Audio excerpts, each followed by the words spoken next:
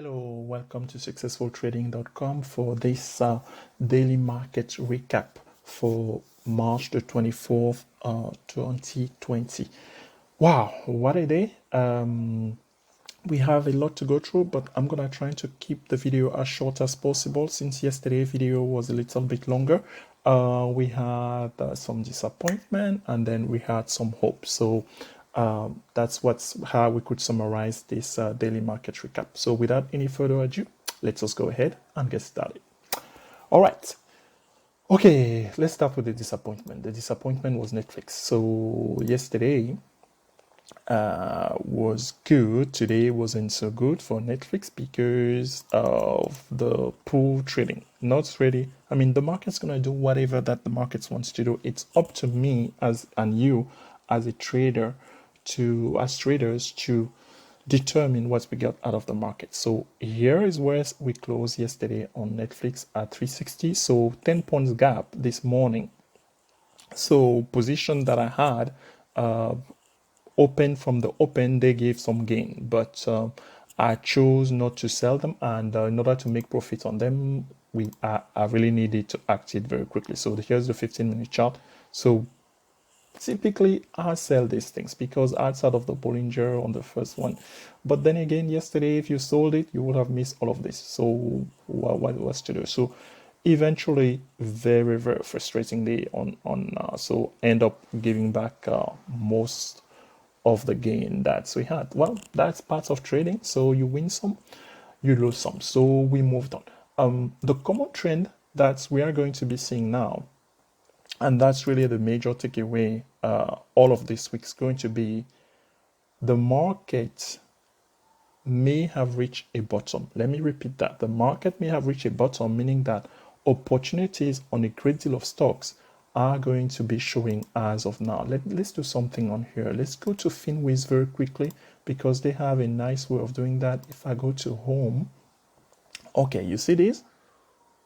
So this is how you can determine, you can somehow get a feel about how the market is doing. Obviously, if you're inside of Flow Algo, you will have a good feel on what's going on because of the flow, either equity, but equity doesn't tell you if it's a buy or sell, but mostly about the option that's coming in, and then they have the call to put ratio as well, or put to call ratio as well. But if you only have Finwiz, which I strongly suggest to get the elite version, it tells you how many stocks posted new low, okay, how many stock posted new high, 52-week high. So that's as the day passes by, that gives you an indication. And yesterday we showed you how to do a screener to be able to go into an industry and to do this and go to performance. So now this is performance on a weekly. We have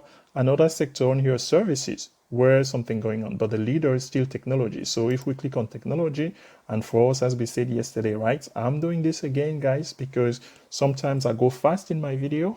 So but I want to keep the video short as well, not for them to be too boring. So hey, if we need to do a video every day, that's fine, but I'm gonna already make a point that the message that's conveyed, I'm not sure why I filter USA yesterday. Really, we don't care about that. All we care about is that they're optionable, and yeah, we could care about the price if we want to just for filter. So we say maybe over $40, 198, and average volume over 1 million. Okay, and here's your charts on to see what type of stock are already beginning to turn the corner. What we mean by that, meaning that they are giving us indication that now we can trade them with positive momentum with calls. Just on that, I want to take 1 minute here to mention something that I got a question on from one of the subscribers. Actually, 2 people emailed me today. Fully, I'm not sure if I got back to both of them, but I will do that. So while we are doing in these videos, we do not teach you that you need to own a stock, the underlying stock, in order for you to buy the put or the call. No, so meaning that you just come in, once you open your account, you can trade freely without buying any stock. Just say, hey, I want to buy a call or I want to buy a put. So that does not make it necessary for you to have uh, the stock itself. So hence that's why we're saying that, hey, trading options doesn't require that much money. I mean, with $100, I'm even going to show you with less than that. I have a very great example in about 2 minutes that I'm going to show you how to make money with very little money in options. So you don't need the underlying stock. There is a part about needing the stock if you already own the stock. We will teach that later. That's a little bit more complex, but really for us it's just, hey, we buy a put because we think that the stock's gonna be going down. When the stock goes down, we sell it for profit. End of story for us. The person who we bought it from, that's the issue, how to close their position. So that does not concern you as of now, because there could be some confusion on that. We will go through this thing into detail again. Really, I'm hoping that we're gonna start our live YouTube session soon. So getting closer to 100 subscribers. So please, by all means, let's carry on with that. So again, this week you can start looking at trades, call trades, on some of these stock that are rebounding. Just doing a nice screener like we just did. So what did we trade today? So we traded QQQ Netflix for a loss. Yep, let's say that. It's okay. we buy that one by the dust. Hey, but the week is still young, so we still have position on Netflix on both sides, mind you. Yeah, we have learned our lesson, so they're not taking us to the shed like that. So let's take a look here on the QQQ. These are the technical. Okay. This, yeah, by itself, okay. Well, we may have reached a bottom here. We had 170 support for numerous days, right? So today we gapped up. This is the first time that we have gapped up here. So let's see actually if the action, we can open above 185 tomorrow here. That would be really a good confirmation. And then the target, as you know, will be the immediate exponential moving average 20. That will act as 190. What is this? 191 or even 195 as a resistance. But we are not there yet, guys. We are not there yet. I'm going way ahead of myself. So it's just nice to close maybe above this box on here. So things could be jamming. I wanted to show something that I started looking at today. Okay, this is what I wanted to look at. Remember how I talk about the green line, the exponential moving average 50 for most of the stock? Here's your filtering criteria. Start looking at stock that are trading, that held today, and that will be holding the rest of the week above the green line, like QQQ on here. That's bullish. That's very positive. So that's your cue. So we nibble a little bit. I like that. Well, somebody used that today in an email to me. We nibble a little bit today on the QQQs. So let's see what they do. We were not very aggressive. We put little money on it, but hey, let's see how it goes. This is the one another one that's we traded successfully today. We didn't have the gap up, meaning we didn't open the position yesterday. It was a day trade that we took at some point today. And if we look at the hourly, I think it shows the same type of pattern. Yes, here it is, closed strongly above. Yeah, so I was hesitant to day trade it. I wanted to swing trade it. So I took 50% of my position off on this candle on here about 5 minutes before the close because it gave me 100% gain. So I was like, oh, I've seen this before. Let me take that. And then that's where I know that the 50% contract left, they cannot, that position cannot be a losing position. I've explained that before. So that's a nice technique on that, where I was trading with the 36 calls. So when it reached, I don't know, 35, whatever, 35, 6 or 7, I was like, okay, I needed to take my initial risk. And then I'm playing with the house money now. That's a great feeling, guys, when you're trading options. So you see, first time closing above it. Most likely it will come back and retest this green line tomorrow. And if it's support, that's your good entry for you, meaning it's going to get in cheaper.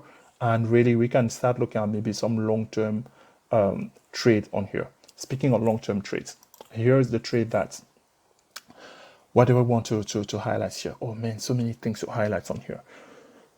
I want to highlight the importance of the MACD, this blue line. We had an article on successfultrading.com blog. Please, by all means, read the article. Pretty please, the article. It came to my attention yesterday that some of you are not even aware that there is a blog at successfultrading.com that goes hand in hand with this video. So please, if you have not that has not been obvious to you, when you are watching the video, in the description, you will always see read full article. So typically an article will be written on the blog and then a video will be inside. That's not always the case, especially for the early articles do not have videos, since the video channel started just in January. But for the most part, they will be linked to somehow relate. So in there, we're explaining some of the technical indicators. And this blue line is a very good technical indicator in the sense that it gives you an idea of momentum, meaning that a momentum went to go long. For instance, here, when it crosses here, notice how it start going up. The price is also going up. That's one example there. Here, when it crosses back down, the price start going down as well. Yes. So the thing to keep in mind is that the blue line, which is called the moving average convergent divergence, it's ahead of the price, meaning that it gives you hints of where potentially the price action could be going. Notice yesterday is not always 100% true. Notice yesterday what was happening here. It's moving up, right? But the price actually is going down. So this morning, that's moving up was confirmed by this gap up. But so the question will be, hey, would have been wise to enter calls yesterday? Yeah, because it was moving up overall. Some people use it as well. But really moving up, it depends where it is. Look how negative it was. It was negative, almost negative to negative 185. When it's positive, okay, when let's say it's crossing in the positive from above this zero, then you can be confident, okay, so this price movement here wasn't that much today. But why am I using IWM, which I don't trade that much? IWM is the ETF, exchange traded fund for the small cap. It's also known as the Russell 2K. Well, it has been trading very, very bullishly lately. If we look at the 1 hour, again, this, you're gonna see this on a lot of stock when you are doing your stock study tonight. Please do stock study before you trade the next day. That's something that we talk in length in the blog again, if you are reading those articles. So what do we want to look at? Let's look at the daily here. So on the daily, same as the other one, we were inside of a box. Again, supports at 100. So for us, we have been, I think we started maybe on Friday, taking some position on here because they were cheap. And this is what we did.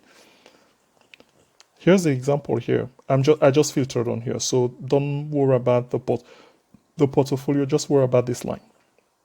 So what was this? This was, or this is a call for 130 on IWM. That was bought at 13 cents, meaning that it costs you $13, right? Because we know that one American contract control 100 shares. So whatever price you see, always multiply it by 100 to get the actual cost in dollars. So this $13 turned into $71, or actually right now $79 if we take the bid. But trust me, it was trading at almost $80, over $80 just about 5 minutes ago before the close.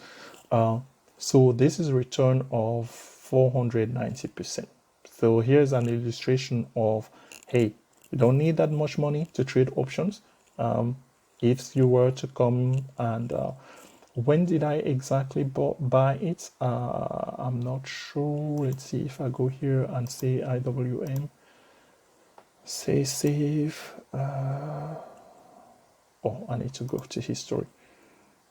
So, okay, I had 4 of them. So I sold some. So I bought them on the 20th. So the 20th was when? The 20th was on Friday. Yep, I bought 4 of them on Friday at 13. So this was my total cost.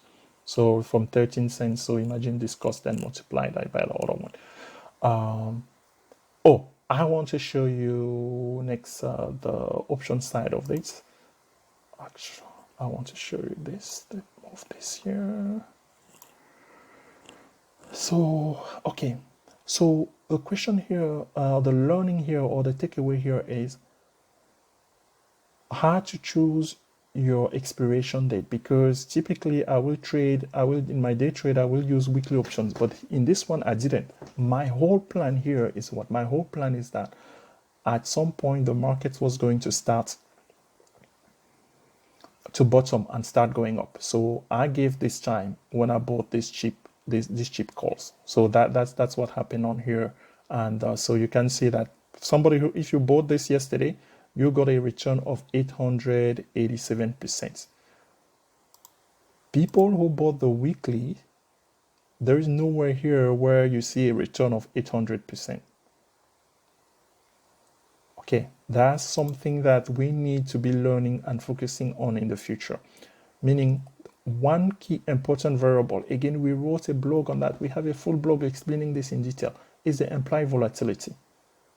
We need to learn to buy options with low implied volatility. Definitely always do not buy options with implied volatility greater than 100%. Well, okay.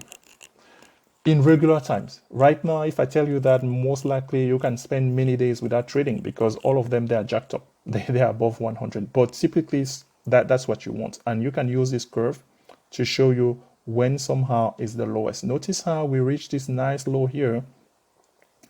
This also, but we are using this date because it's a monthly expiration, meaning that it's going to have a lot of volume. So that's why we picked April. And we were inspired because those they paid today more than, and they were cheap. Obviously, when you do that, you buy something that's way out of the money, like 130. Right now, the stock that ETF is trading at 109. So on Friday, it was like 100 or 100 and something. Well, yeah, it was 105 or something at the time. So our hope is that, hey, now that they're showing us that that position is moving, either you can start increasing that position, meaning adding a little bit more money for that same expiration and strike price of 130, or just use any other one. But at least we know that something is happening with this stock in terms of with a positive moment. So really, that's stop here for today. This is as much as I wanted to share for this daily market recap. The market may have shown us a bottom, but still be careful. So my advice is just to continue to nibble down a little bit. As time passes by, we're gonna have days where really things will tend maybe to be more normal, and what you're gonna see, more normal between quotes, what you're gonna see is that these implied volatility numbers will be decreasing. Oh yeah, you notice how the implied volatility for this one is only 53% versus this week where it's double that. That's the reason why the other one is paying more. I mean, some nice gain return here, but they were more expensive because in order to get this one, if you were to get the 130 here for this week, well, you didn't make that much. They were worth 0 yesterday. They were still worth, they were not worth that much. But obviously, maybe you will have gotten a closer strike. So you'll have made some money. No doubt about it. But this one, the April 20th, because of the lower implied volatility, they made the most of money. So hopefully you get something out of this daily market recap for March the 24th, 2020. Please keep providing your comment, share the videos on your social media, and we will continue to cater the content of this channel to your liking. Thank you very much. Bye-bye.